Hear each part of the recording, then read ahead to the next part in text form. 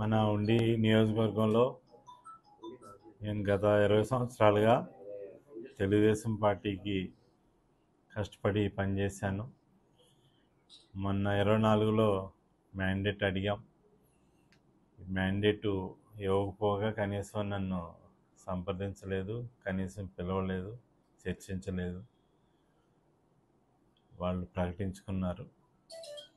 ఆ తీరు నన్ను చాలా బాధించింది, చాలా ఇబ్బంది పడ్డాను. అట్లాగే నాకున్న అభిమానులు కానీ, కార్యకర్తలు కానీ అందరూ కూడా, నియోజకవర్గ ప్రజలు కానీ నాకు మద్దతు తెలిపి సంఘీభావం కూడా తెలిపారు. అదే తీరులో సరే ఈ 15 రోజుల్లో అయినా, ఇప్పటికి 15 రోజులు అయింది, ఈ 15 రోజుల్లో కూడా అధిష్టానం తరపున ఎవరు కనీసం వచ్చి పలకరించిన పరిస్థితి లేదు. నీ సేవలు పార్టీకి అవసరమా లేదనే విషయాన్ని కూడా కనీసం చర్చించిన పరిస్థితి లేదు. కనీసం ఎలా ఉన్నామని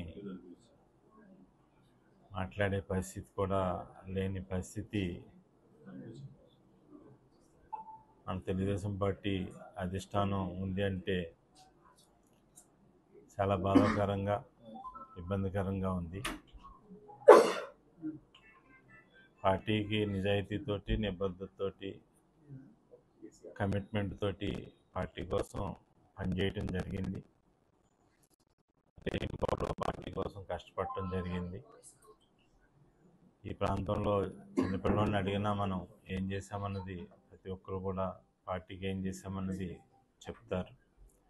అటువంటి పరిస్థితి పార్టీలో కూడా అధిష్టానం కూడా తెలుసు నేను ఏ విధంగా పనిచేశాను, కొల్లేరు కోసం ఏ విధంగా పోరాటం చేశాను. అట్లాగే ప్రజా సమస్యల పట్ల అపోజిషన్ ఎమ్మెల్యేగా ఉండగా ఏ విధమైన పోరాటాలు చేశాను, అలాగే స్వచ్ఛంద సేవా సంస్థ ద్వారా ఏ విధమైన సేవలు చేశాను.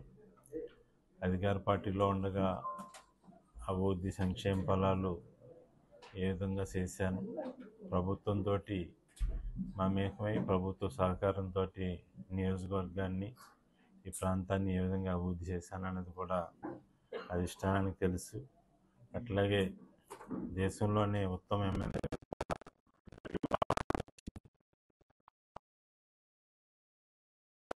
అన్నీ తెలిసి ఈరోజు సర్వేల్లో కూడా 24 సార్వత్రిక ఎన్నికల్లో ఉండిలో శివైతే భారీ మెజార్టీతో గెలుస్తారనే విషయాలు కూడా అధిష్టానానికి తెలుసు. అయినప్పటికీ కూడా నన్ను నిర్లక్ష్యం చేసింది. అట్లాగే ఇప్పుడు కూడా ఈ 15 రోజులు కూడా కనీసం ఎవరు మాట్లాడకుండా నన్నంతా కూడా నిరాదరణకి గురి చేసినట్టు పార్టీ అధిష్టానం ప్రవర్తించింది. తీరు నన్ను చాలా బాధించింది. ఏదైనా నేను ఉండి నియోజకవర్గానికి సేవ చేయాలి, ప్రజల్లో ఉండాలని చెప్పి ప్రజల అభిష్టం మేరకు ప్రజలందరూ కూడా నన్ను కోరుకుంటున్నారు. నేను 15 రోజులు కూడా నేను ఈ ఆఫీస్లో ఉన్నప్పుడు గ్రామాల నుంచి అందరూ కూడా వచ్చి మనం చేసిన అభివృద్ధి, సంక్షేమం, సేవలన్నింటినీ కూడా అందరూ కూడా గుర్తు చేసుకుంటూ మీ ద్వారానే మా పేద వర్గాలకు కానీ,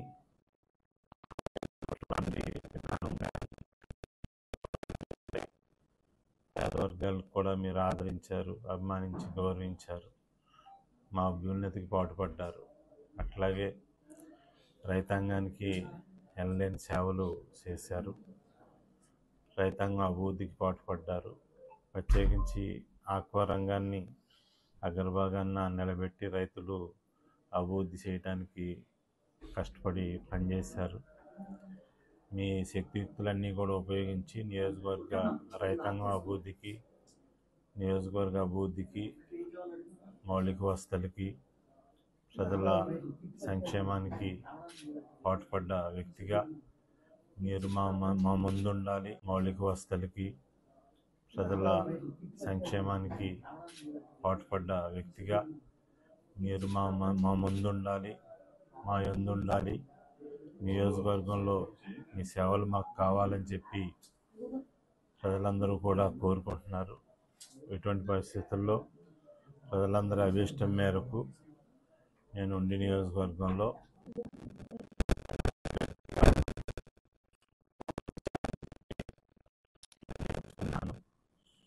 ఆ నిర్ణయంలో వచ్చే 2 రోజులు కూడా మా విధేయులు, అట్లాగే మా అభిమానులు, శ్రేయోభిలాషులు, నాయకులు, కార్యకర్తలందరితో కూడా చర్చించి ఏ ప్లాట్ఫామ్ మీద నేను పోటీ చేయబోతున్నాననే విషయం మీకు శనివారం మధ్యాహ్నానికల్లా తెలియపరుస్తాను.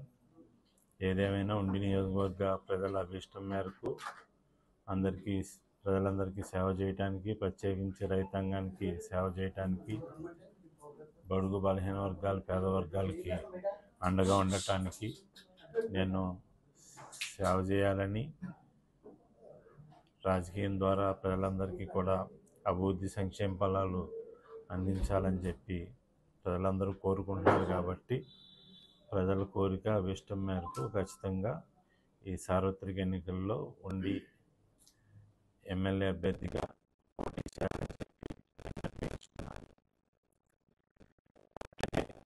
ప్రజలకి ఎవరు అందుబాటులో ఉంటారు, ప్రజలకి ఎవరు సేవ బాగా చేస్తారు, ఏదైతే ప్రతి సమస్య పట్ల ఎవరికి అవగాహన ఉంది, నియోజకవర్గంలో గతంలో మనం చేసిన అభివృద్ధి, సంక్షేమం, రైతాంగానికి చేసిన సేవలు, ఏదైతే కరెంటు విషయంలో నిరంతరం 24 గంటలు కరెంటు తీసుకొచ్చిన విధానం, ఆక్వా రంగాన్ని అభివృద్ధి చేసిన విధానం, మంచినీటి సమస్యను పరిష్కారం చేసిన విధానం, సాగునీటి ఇబ్బంది లేకుండా చేసిన విధానం, పొలాలు ముంపుకు గురవకుండా మురుక్కాలను బాగు చేసిన విధానం, మౌలిక వసతులు కల్పించిన విధానం, గ్రామాల్లో సీసీ రోడ్లు ఏర్పాటు చేసిన పరిస్థితి అన్నీ కూడా ప్రజలందరికీ కూడా తెలుసు. నిరంతరం అభివృద్ధి సంక్షేమం ధ్యేయంగా ప్రజలకు అందుబాటులో ఉండే వ్యక్తి ఎవరు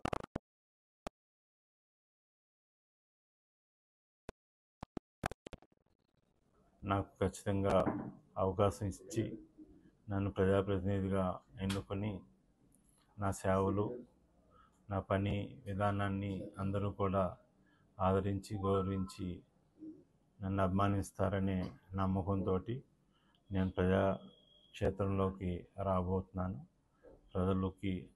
ప్రజాప్రతినిధులుగా ఎవరెవరు కంటెస్ట్ చేస్తున్నారు, ఎవరైతే బాగా పనిచేస్తారనేది ప్రతి ఒక్కరికి తెలుసు. కాబట్టి ప్రత్యేకించి మీ మీడియా ద్వారా, సోషల్ మీడియా ద్వారా ప్రతి ఒక్కరు కూడా మినిట్ టు మినిట్ అప్డేట్స్ అందరూ తీసుకుంటున్నారు. కాబట్టి ఖచ్చితంగా నన్ను అభిమానించి ఆదరిస్తారనే నమ్మకంతో ఉండి నియోజకవర్గంలో ఎమ్మెల్యే అభ్యర్థిగా ప్రజాప్రస్థానంలోకి నేను రాబోతున్నాను.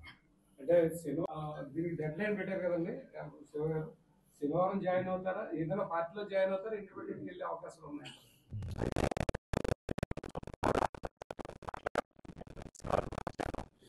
4 గంటలకే ప్రెస్ మీట్ ఉంది. ఆ టైంలో నేను మీ అందరికీ కూడా ప్రకటన చేస్తాను. తెలుగుదేశం పార్టీతో అనుబంధాలు పూర్తిగా తెంచుకున్నారా, దాంట్లో కొనసాగుతారా?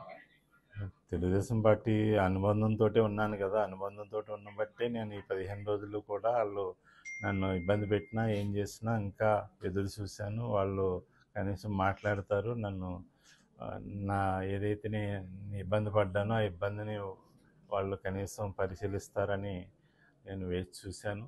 దురదృష్టం ఏంటంటే ఈ 15 రోజులు కూడా వాళ్ళు ఎవరు కూడా కనీసం ఆలోచించింది లేదు, ఎక్కడా కూడా మాట్లాడింది లేదు, ఈ విషయం పట్ల ఎక్కడ స్పందించింది కూడా లేదు. ఇవన్నీ కూడా బాధను కలిగించాయి. నేను కంటెస్ట్ చేస్తున్నాను, ఎక్కడ కొనసాగేది వేరే నామినేటెడ్ పోస్టులు నేనేమి ఆశించేది ఏమీ లేదు.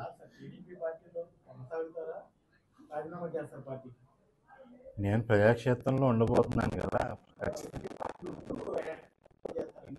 నేను మీకు సినిమాలో ప్రకటిస్తాను కదా, ప్రజాక్షేత్రంలో ఖచ్చితంగా ఉంటాను. వీళ్ళెవరూ కూడా నాకు ఈ నామినేటెడ్ పోస్టులు, ఈ పోస్టులు ఏమి ఆఫర్ చేస్తే వాటిని ఏమీ నేను పరిశీలించే పరిస్థితి ఏమి ఉండదు. ఉండి నియోజకవర్గ ప్రజాక్షేత్రంలో ఉండాలని చెప్పి నిర్ణయించుకున్నాను.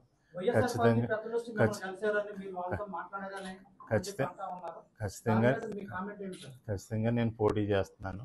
అట్లాగే ఈ వైఎస్ఆర్ పార్టీ వాళ్ళు నేను ఉండి నియోజకవర్గంలో అందరివాడిగా ఉన్నాను. పార్టీలకి, రైతాంగం అందరికీ కూడా పనిచేశాను. ప్రత్యేకించి ఇక్కడ రైతాంగానికి ఏ లోటు లేకుండా రైతులతోటి మమేకమై పనిచేశాను. కాబట్టి రైతుల్లో అన్ని పార్టీలకి మద్దతు ఇచ్చేవారు అందరూ ఉంటారు. అదే రీతిలో వైఎస్ఆర్ అభిమానులు, వైఎస్ఆర్ పార్టీ నాయకులు, కార్యకర్తలు అందరూ కూడా చాలామంది కూడా నేను రావాలని చెప్పి వాళ్ళు కోరుకుంటారు. ఆ కోరిక మేరకి అందరూ కూడా ఈ ప్రచారాలు కూడా జరుగుతూ ఉన్నాయి. మా బ్రదర్ ఏం కాదు, మా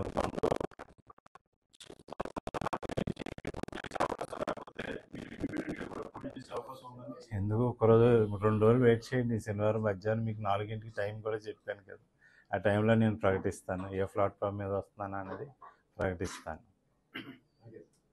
థ్యాంక్ యూ. మీ